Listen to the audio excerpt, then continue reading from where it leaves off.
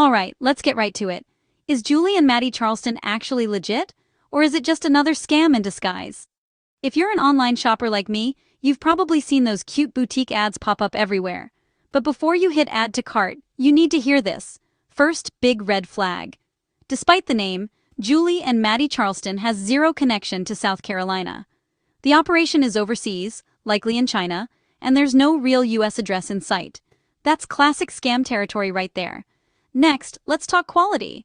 Tons of reviews complain about thin synthetic fabrics. Think super cheap polyester that looks nothing like the dreamy photos. And about those photos? Most are ripped straight from legit brands or even generated by AI, so what you see is definitely not what you get. Returns? Not so easy.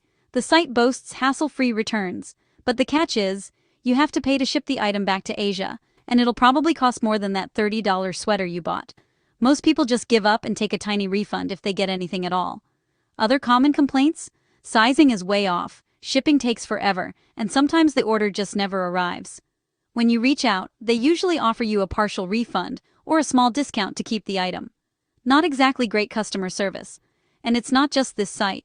There are others like Charleston Boutique, Sarah Kate Charleston, and Martha Louise Charleston, all linked, all rated under 2 stars on Trustpilot. So, if you've already shopped here, reach out to your bank and try to dispute the charge as merchandise not as described. For everyone else, just steer clear. There are safer ways to treat yourself online.